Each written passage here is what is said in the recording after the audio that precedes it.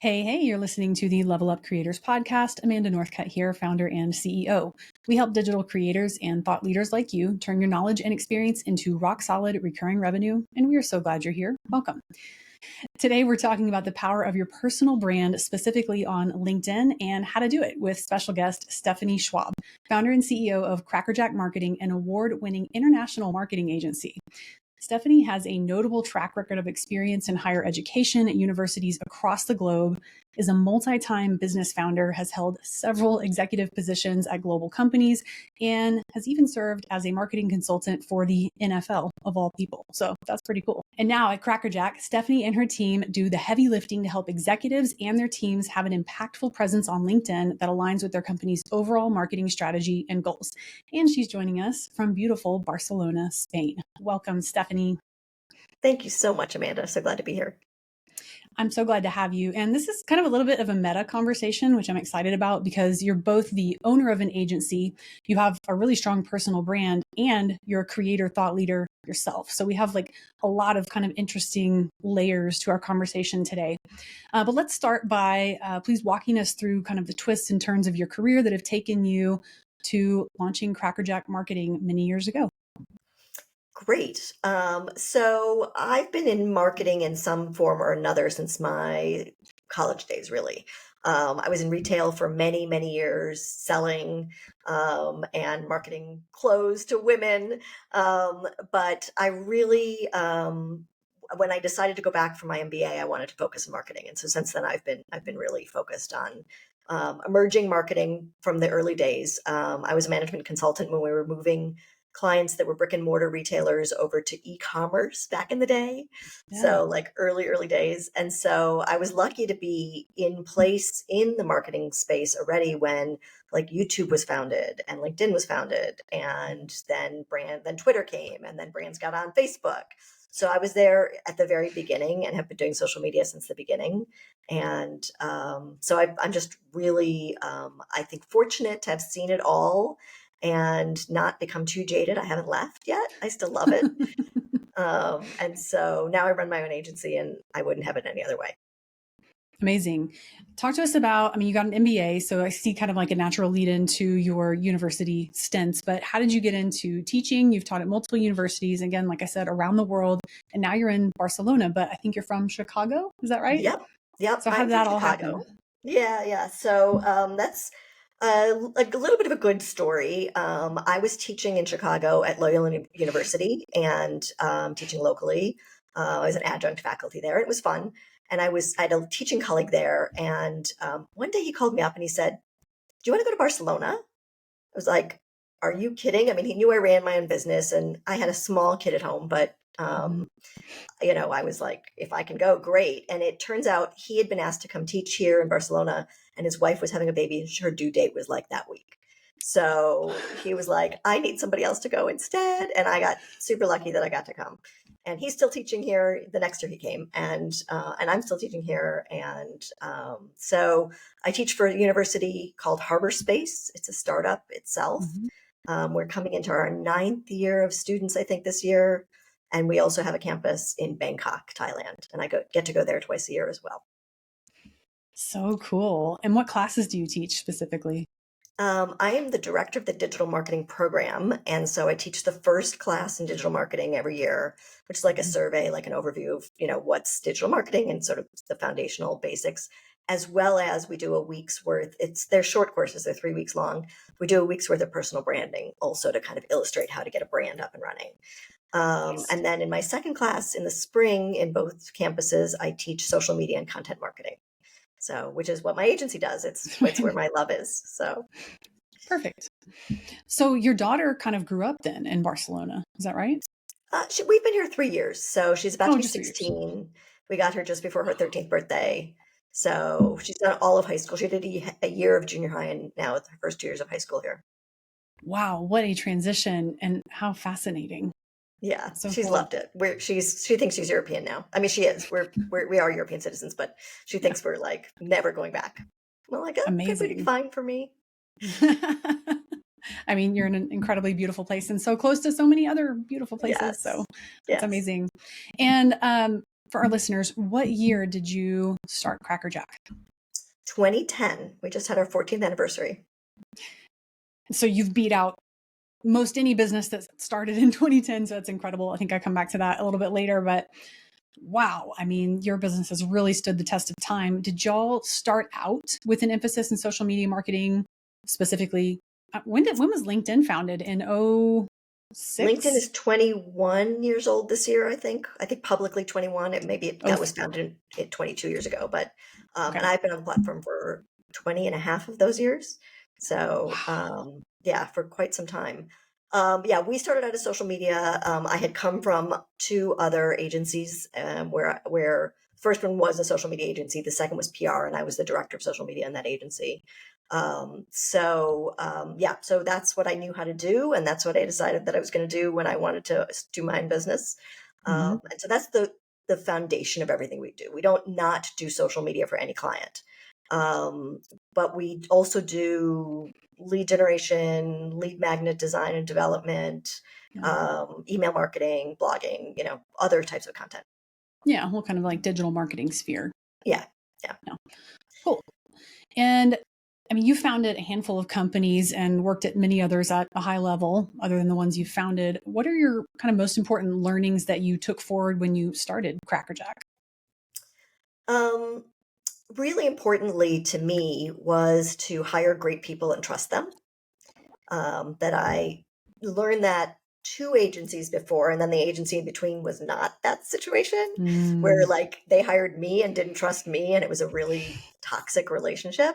So, but part of that, I'd been running an agency in Manhattan and in New York, where I'd lived for a long time. And like, to me, it was just really important to get the right people in the right seats and then let them run. And so that's what I still do today, is find really good people. And you can train for the skills that they need on the job. You can't train for sense of urgency. You can't train for ethics. Those are things that people bring with them on their own initiative. The willingness to learn, wanting to soak things in. You can't train for that very easily. Yes, looking for that values alignment and hopefully demonstrable track record of success. But if you have that potential, you're exactly right. You can train for process, but if you can bring those other elements in, your team is unstoppable and it's a lot more fun. Also, like So micromanaging much is the better. worst. Yeah. Cool. So that's been kind of it sounds like a central philosophy that has really driven you. And I mean, my goodness, your company is almost 15 years old. And so clearly that has been effective. Are any of your original team members still there? Let me think. No, I did have a team member that I had brought with me from the other two agencies, and Mm-hmm. she and I parted ways last year. So for most of our run, I Wow. did. Now, yeah, there's nobody on my team that's from the original team. But I'm now getting to work with somebody that I started grad school with. We met on the first day of grad school a long, long time ago, decades ago. Wow. And she joined my team last year. And so I get to work with my best friend, and that's just wonderful and amazing. Oh my goodness. That's Yeah, really cool. And I mean, for somebody to stay with you for 13 years, that speaks it was volumes. great. That's really It neat. was a Yeah. really good run. Cool. And Stephanie, I mean, you have a really important point of view to share about the importance of having a personal brand for all professionals, especially on LinkedIn, obviously the professional network. So, first of all, what's the big deal? Especially if our listeners don't necessarily consider themselves a creator or thought leader yet, but maybe are an employee working for someone else and don't necessarily plan on making a career change or making a go at being a creator. Why the heck does it matter to have a personal brand on LinkedIn? Well, I think it matters to have a personal brand, period. So, and then LinkedIn is just one of the best vehicles to get that personal brand out into the world. Mm-hmm. So think about what happens. Maybe maybe your listeners know, like if you Google yourself, what comes up? Chances are that if you have a LinkedIn profile, that is the first Google link that most people will get. And especially if you have a name like Amanda Northcutt or Stephanie Schwab that's somewhat distinctive. And there's a few Stephanie Schwabs in the world, but for the most part, I dominate the first page of Google. So, if you have a name that's not too common, or if somebody looks up your name and your location, perhaps LinkedIn is going to come up first. And so your personal brand is what people see when they Google you, whether you like it or not. And so why not take control of it? Why not make it something that you are proud of, that represents you well? And not everybody will want to have a website as I do and you do. Not everybody will want to write a blog as I do. But everybody in business, for the most part, will have a LinkedIn profile. And so let's optimize it. Let's make it as interesting and engaging as we can and make it a really good representation of who you are. Nice. And what can having a strong personal brand on LinkedIn do for you? I mean, both from the employee standpoint and the creator, thought leader, business owner, executive. Yeah, I think it's again, it represents you, right? It's like a business card today. And if people are going to look for you, they're going to find that. So you want it to really be clear on who you are, what you do, for whom, what your capabilities are. Even if you're an employee, that's all still really important because someday you might want to make a change or you might be forced to make a change, Yeah. and you want to build your presence before you need it. It's much, much easier to build your LinkedIn presence before you get laid off, say, Yeah. or you decide that you really want to kick that job to the curb. So if you build it now and you have a beautiful profile and it's really clear what you do and who you do it for, and then you start to put a little tiny bit of content out into the world regularly, that will make a big impact on the people around you. And so Mm. let's say you are an employee or you're a marketer at a company now and you want to maybe make a change in a year or two. Well, you might get somebody to reach out to you earlier than that with your dream job because they're like, oh right, I went to school with her, now she's popping up in my LinkedIn feed, Yeah. I totally forgot that's what she does, right? You just don't know. And it's such a serendipitous, discoverable kind of platform that even if you don't think that you need it, build it because you never know what's going to come as a result. Nice. So it's like an offensive play, right? You're Yeah. not, Yeah. It's yeah, being you're not laid proactive. off. Yeah. You're retaining optionality if you are out there and people have a favorable impression of you. Yeah. Yeah. And if you're an executive, that's a slightly different argument. It's well known. I was just looking at an Edelman study that people buy from people and people buy from companies where they feel like the executives have a strong presence. And so LinkedIn is very B2B oriented. Mhm. And so it's a big difference for B2B executives to be on LinkedIn, but even B2C, again, like if you weren't sure about a company and you wanted to go look them up, you'd probably come up with the executives' LinkedIn profiles first.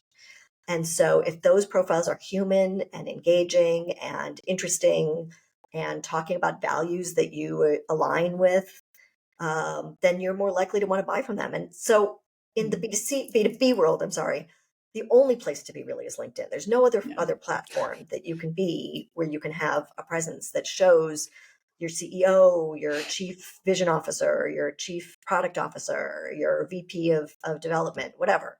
Yeah. It's the only place. And so building and fueling that presence with good content can make a difference to people who want to buy from you and your employees and people who might want to work for you. Yeah. So you hit all of those groups when you're active on LinkedIn. It's a big like 1, 2, 3 punch. Yep. All right, I've got like a 3-part question here, so stick with me. Okay. We talked about in the beginning, you are an agency owner, you're a creator yourself, you have a strong personal brand, you help others with their personal brand. I want to hear about the evolution of your personal brand. I mean, it sounds like you were basically on LinkedIn since its inception. What has your approach been to building a following? And I'm sure that has changed drastically over time as the algorithm and competition has increased. But how did that go for you, and how have you built the following that you've built? That's a really good question. So yeah, I've been on LinkedIn since the beginning. I think a while ago finally deleted some of my older jobs off of LinkedIn. You know how we just kind of let them accumulate. So at the beginning there was no feed, right? It was really a resume site. You would go and network with people, or that was when you had to make connections to each other. And like, so I would say to somebody, oh Mm, well, if there's somebody my first connection that you want to meet, I'll send along a request. Those, if you remember those days. And so I mostly maintained it because I was in digital marketing and I knew that it was, valuable and important for me and clients at the time. Then company pages came along and that became part of our retinue, right? That part of our product offering. Um, and so I kept my profile up but I wasn't putting too much content like into the feed really until maybe the last 6 or 7 years. Mm. And that's when I started to understand that it really is like a mini blog. I wasn't blogging as much. I was blogging a lot in the early days, and I wasn't blogging as much, but it allowed me to still get my ideas out there and get some feedback on them. And it was really fun and valuable. So I've been fairly consistent with content for maybe 6 or 7 years, not frequent, but I was putting it out there. And then the last couple of years, I've been trying to get content out there more regularly. I did take almost the whole summer off. So if you go look at my LinkedIn right now, it's, I don't know, iffy. But I was posting every day up to 7 days a week for most of the Hmm. last couple of years. Wow. So, yeah, and I've found that it's become the number one lead source for my agency. And so it's well worth doing for me because it turns people into clients. And that's fantastic.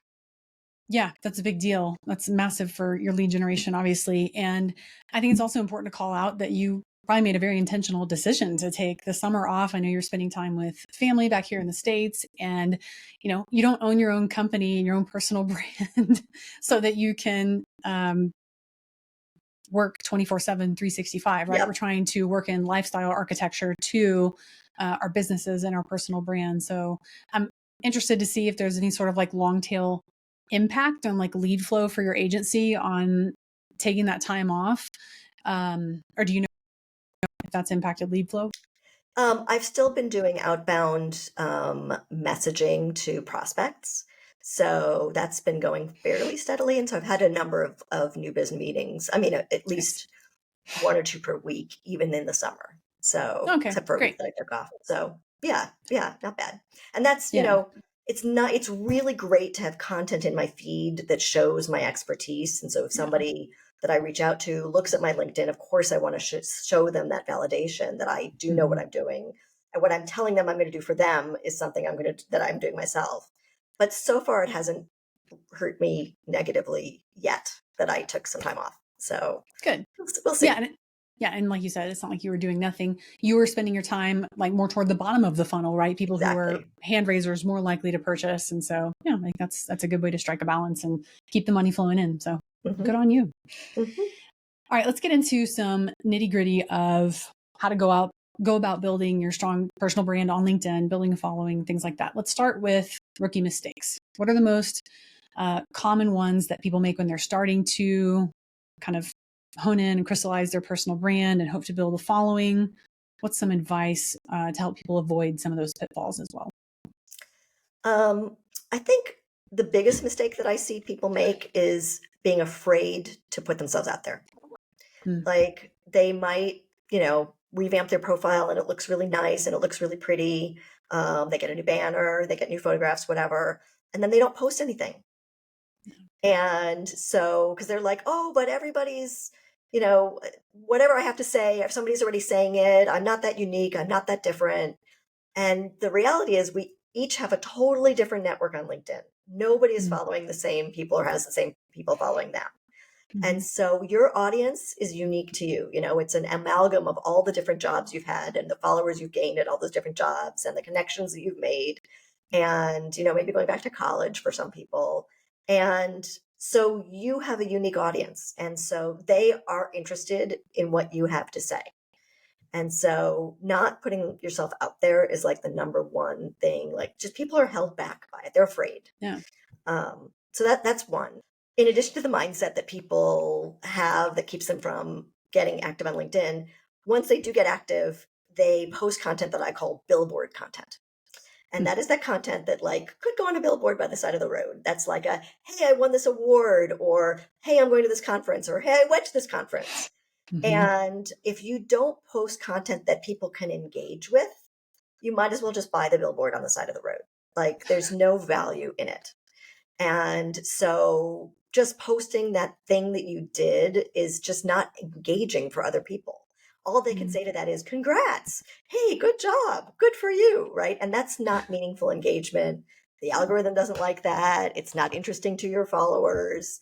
And mm, so I encourage people to post content that has a hook into it, that makes it easy for people to engage with, that you ask a question at the end of that piece, to get people engaged. So if I was at a conference and I did want to write about being at the conference, first I would post a few pictures and tag a few people that I was with, tell Mm-hmm. some stories maybe about, or tell a story about something that happened at the conference that I learned from, and then end with, hey, what was the last conference you went to that you loved? And that gives people, it gives anybody an opportunity to engage with that content. It makes it like, I call it a softball, like an underhanded softball question, right? Mm-hmm. It's easy to hit. And so posting content that has that built-in call to action that people can engage with and put their own comments in and easily understand what to do back is really, really important. Yeah. And then you responding to those comments, like Oh, LinkedIn loves that back and forth, yes. back and forth. You're going to get so many more views that way, at least the way the algorithm is right Yep, now at the end of 2024. So for I guess sure. it's not quite the end. It's Q3 of 2024. But okay.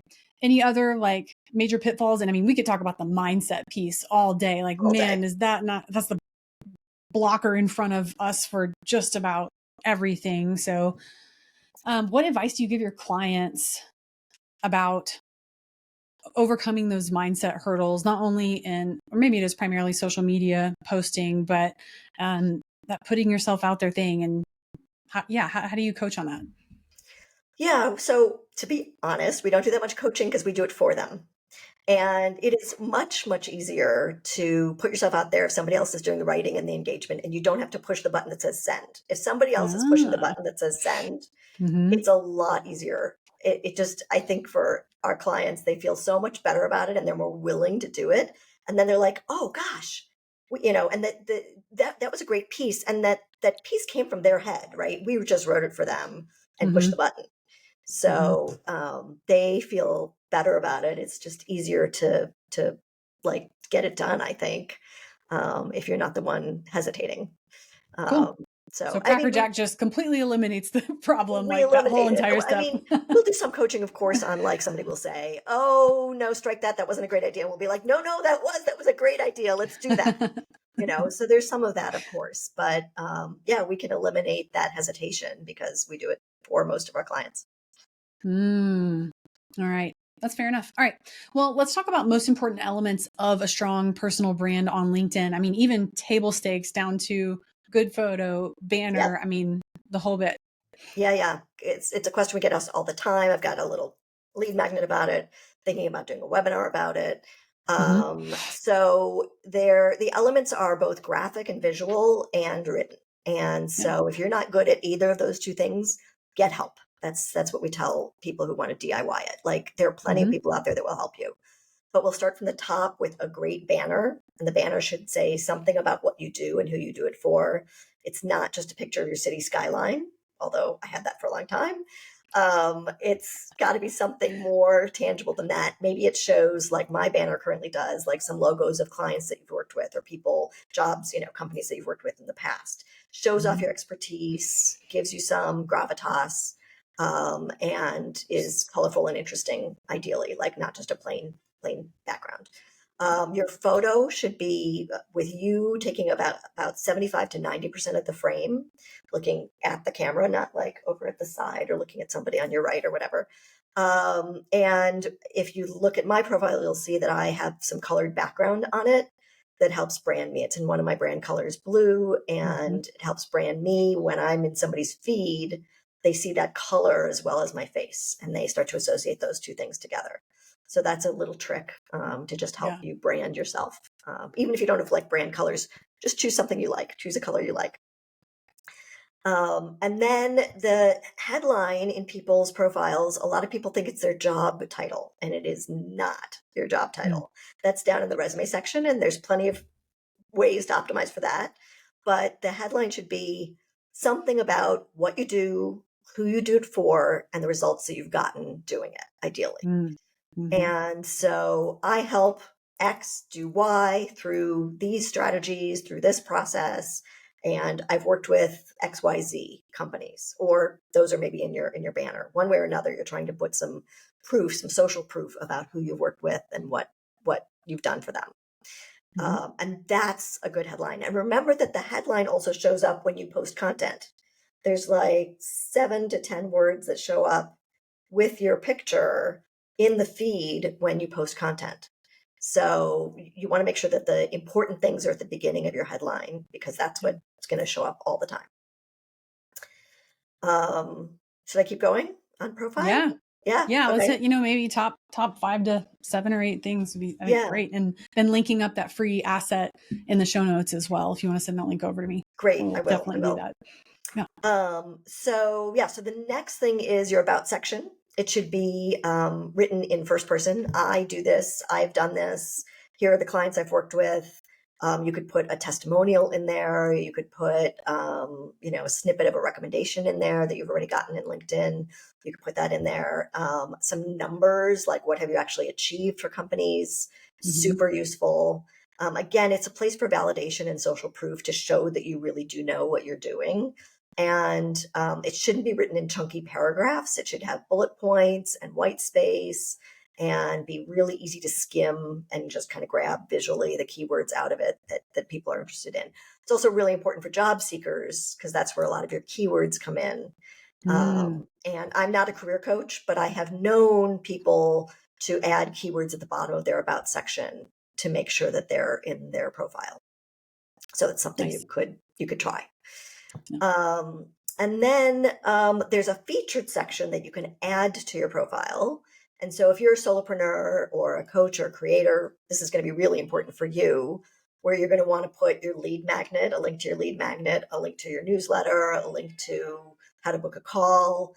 And you can design a nice little graphic and make a featured section with up to three items show at once. And so put your most important links there with graphics that match your brand, if you have a brand, or your colors. And that way people can take some action very easily from your profile. Yeah. So yeah, those are like the top things that I would look at. Nice. Okay. Well, I look forward to looking through your PDF, and I'm sitting here wondering, is my about section written in first person or not? I'm not sure. I need to go check. Seriously. Yeah. There's That's all. 10 items in my guide. So when you grab the guide, Nice. you'll have 10 of them. Well, I'll have my team go through that and make sure we're all up to snuff with Cracker Jack's standards. So that's awesome. Thank you for sharing that with everyone who's listening. I appreciate it. Sure. Are there any LinkedIn subscription tiers that you all recommend that are especially helpful in terms of like the building following, building a personal brand to that end? Yeah, so I have a Sales Navigator subscription. I think it's vitally important if you're going to prospect on LinkedIn. It helps you can go search companies and people at those companies by company size, by industry, by location, by job title, and get lists of those people that you can reach out to. So if you're in sales, you for sure have a Sales Navigator account. But if you're a solopreneur or a coach or a consultant, it could be really valuable to do that. And then that gives you all the other benefits of premium.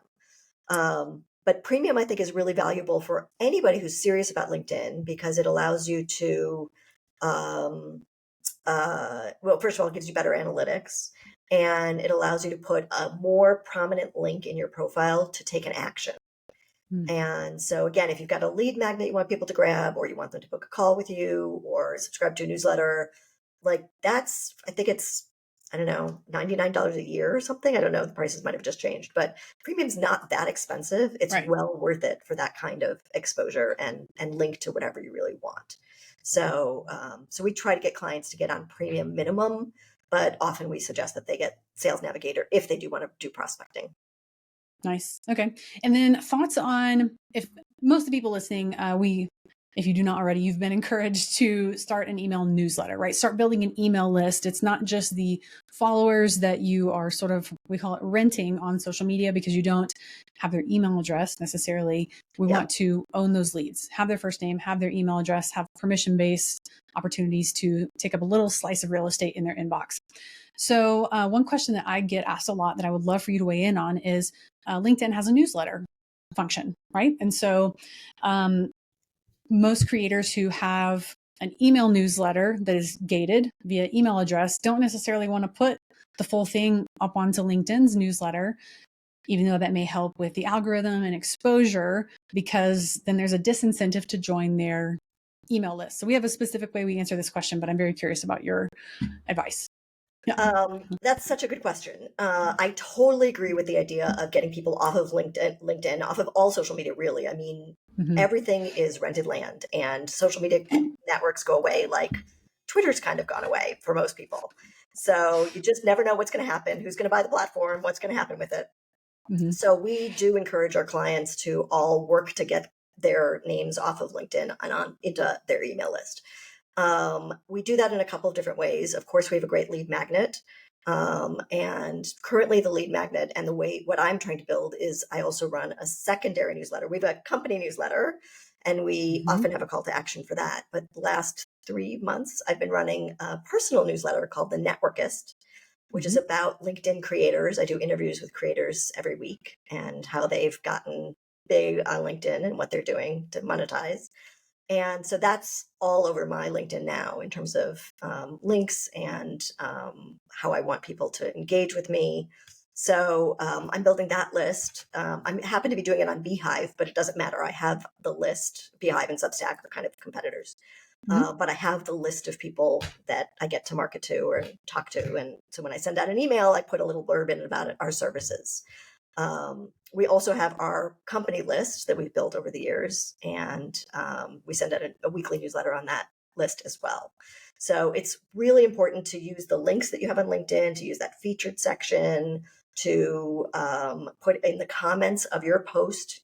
We call it a self comment to say, hey, if you're interested in whatever I just wrote about and you want more of that, join my newsletter list, click here. Hmm. And you'll want to put the link into the comments section, not in the body of the post, Right. because the algorithm does not like links out. So the algorithm will favor you more if you put the link in the comment section.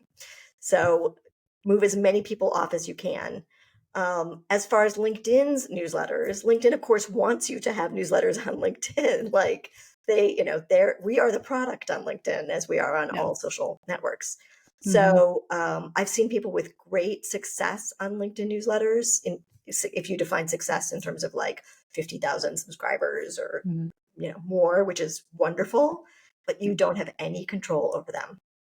Yeah. And so if LinkedIn decides to diminish that in the algorithm or take away the capabilities, they seem to be adding capabilities to compete with the Substacks and Beehives. They Hmm. just allowed for corporate sponsorship of newsletters, so that's kind of cool. But Yeah. I still would like people to take people off of LinkedIn in any way that they can. So it still seems really important to do. So you could have both. We have a client who has both. I've never started a LinkedIn one because I've always had one off of LinkedIn. Gotcha. Okay. What we typically tell people to do is if you obviously you have the email newsletter, the full version goes out via email, whether you're using Beehive, Substack, ConvertKit, ActiveCampaign, whatever. But then maybe 50, 60, 70% of it, maybe 30% of it, depending on the length of newsletter, how you lay out your content, maybe that percentage goes on LinkedIn and there's a call to action to get the full version. Or the full version goes on LinkedIn, but then the calls to action are links to lead magnets that are Mhm. potentially relevant to what's being discussed in that edition of the newsletter.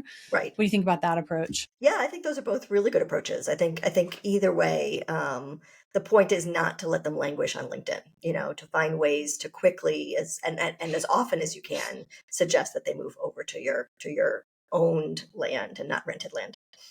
Yes, yes, own your leads for sure. Cool.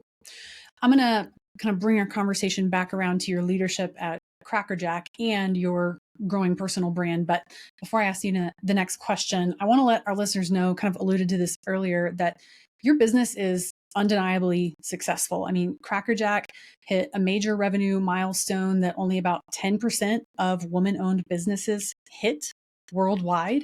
And we've already talked about how long Cracker Jack has been around, almost 15 years, outlasting 90% of businesses that started that same year. So that is outstanding. So one, congratulations and just major kudos to you for that. You Thank got a you. good thing going here. You clearly know what you're doing. So I hope everyone is listening very closely to everything that you're saying. But my question is, what are some of the biggest challenges you're facing now with your company and or your personal brand, and how are you tackling them? I think my perpetual challenge is spreading myself too thin. And I think a lot of business owners do this. So I'm running the agency, involved with almost all of our clients, Mhm. and doing my personal brand stuff, which is LinkedIn and this new newsletter, The Networkist, and teaching. And halftime, because I'm split from my ex-husband, halftime parenting a 16-year-old Mhm. and traveling a lot. And so inevitably something is always like the bottom of the list. And it's usually not the kid or whatever plane ticket I have tomorrow because it's there already. It's often either my personal brand, like the summer that my LinkedIn went by the wayside, or Mhm. my team is amazing and they can pick up a lot of the client stuff for me, especially when I travel Yeah. or teach. But yeah, it's hard to juggle. It's very hard to juggle, and I think that's true for so many entrepreneurs and business owners, and especially we women. I think women have it even harder. We just carry a higher mental load Yes. than other people, and so yeah, there's always a lot to do. That's my biggest challenge. Yeah. So spreading yourself too thin. I mean, how do you handle that, and how has your approach to that evolved over the last 15 years with Cracker Jack? I mean, I'm really big on, like we talked at the beginning of our conversation about, like, hire good people, trust them. Obviously, you are equipping them to be successful, right? Yeah. So process, standard operating procedures, checks and balances, accountability. I mean, what is your management style in that regard? And if you could move anything else off your plate, like, how would you do that?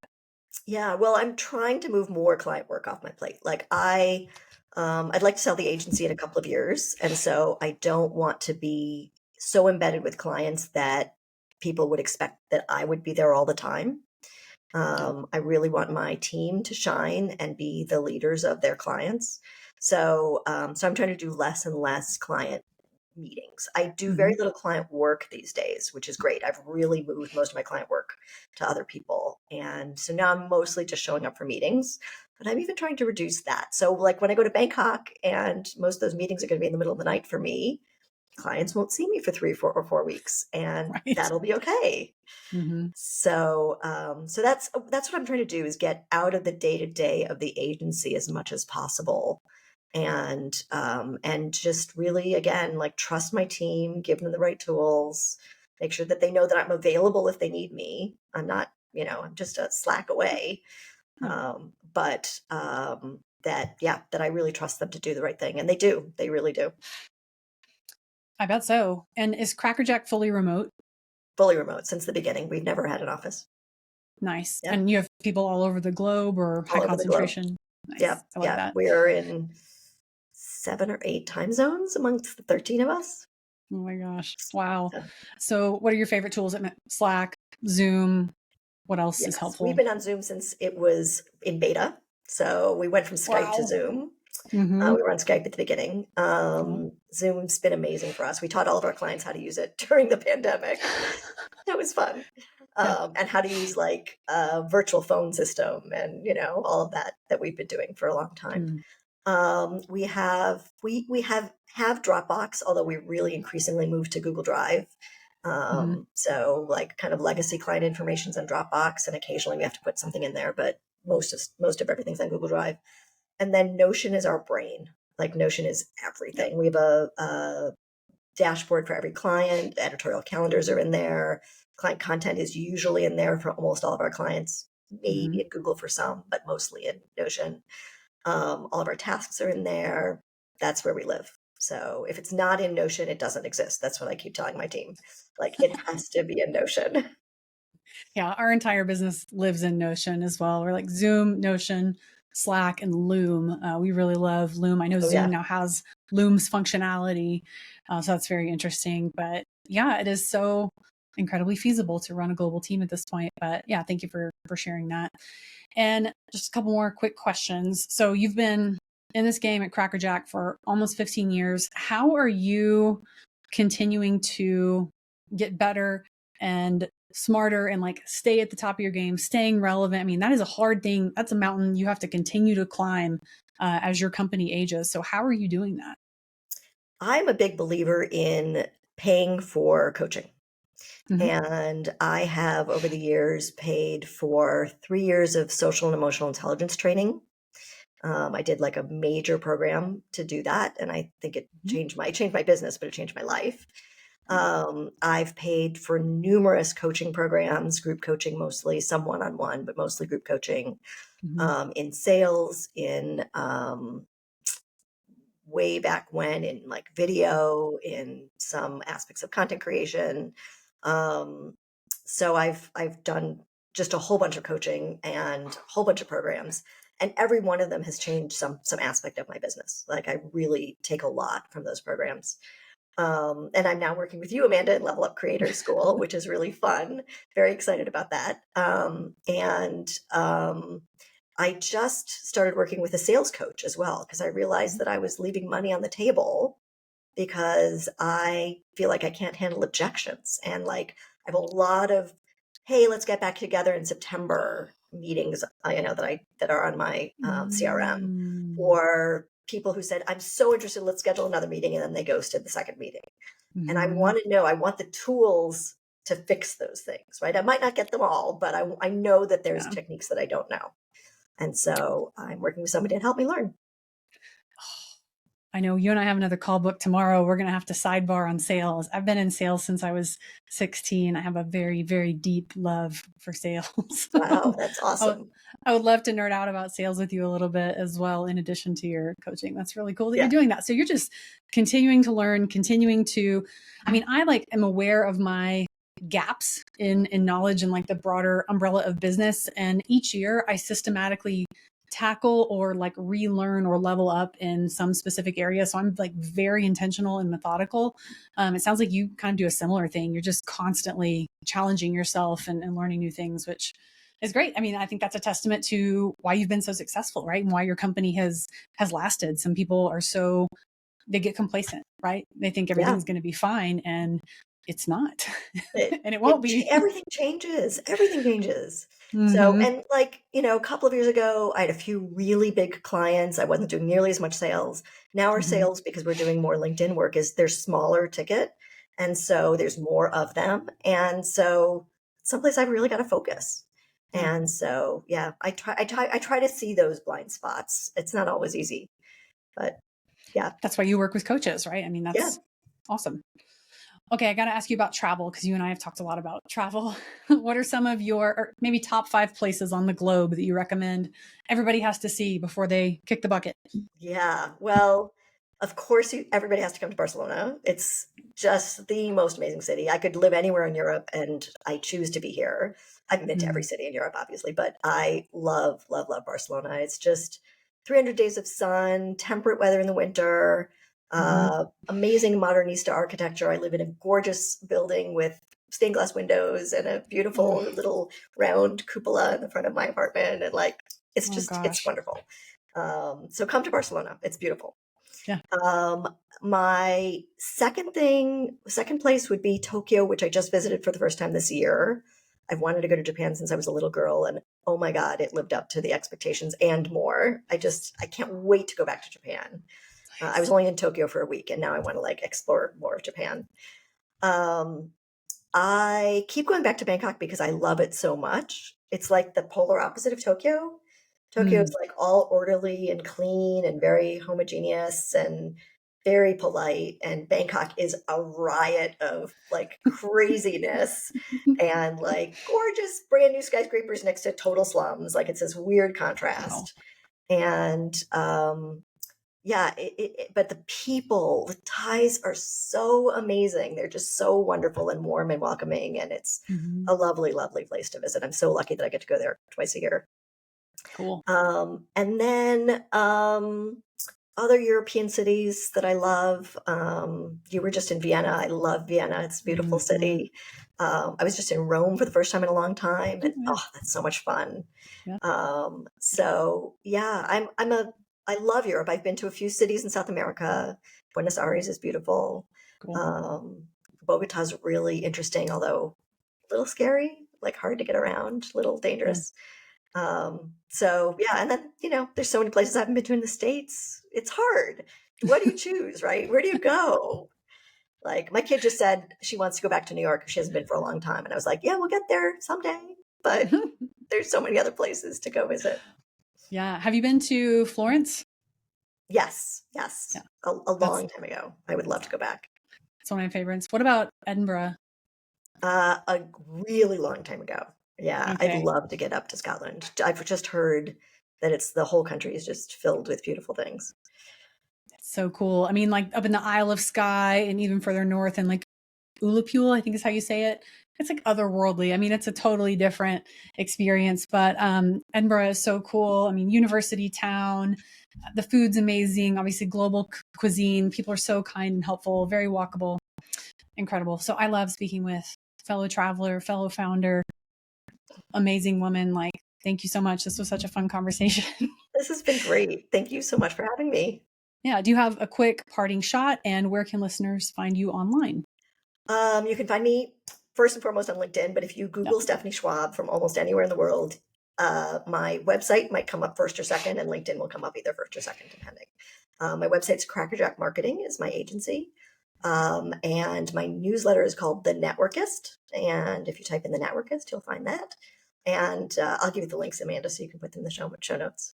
Yeah, definitely. And yeah, LinkedIn top 10 list and everything like that. And your agency branding is incredible. It is so fun. Everybody needs to like type in crackerjackmarketing.com right now and go look at the unbelievable branding. It is so fun and engaging and light and warm. I mean, man, you guys knocked that out of the park. So Thank you. We way to go. just redid it. We just launched in July. I'm so proud of it. It took us a long time and it was so worth the wait.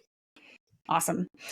Well, thank you so much again, Stephanie, and thank you, listeners. We know that your time is precious, so thank you for sharing yours with us. We help creators like you at levelupcreatorschool.com, where our team becomes your full stack team of advisors and also includes things like no fluff creator courses, a vibrant creator community, and more, all on a subscription basis. See the show notes for more information and a suite of high value resources, and we'll see you next time on the Level Up Creators podcast.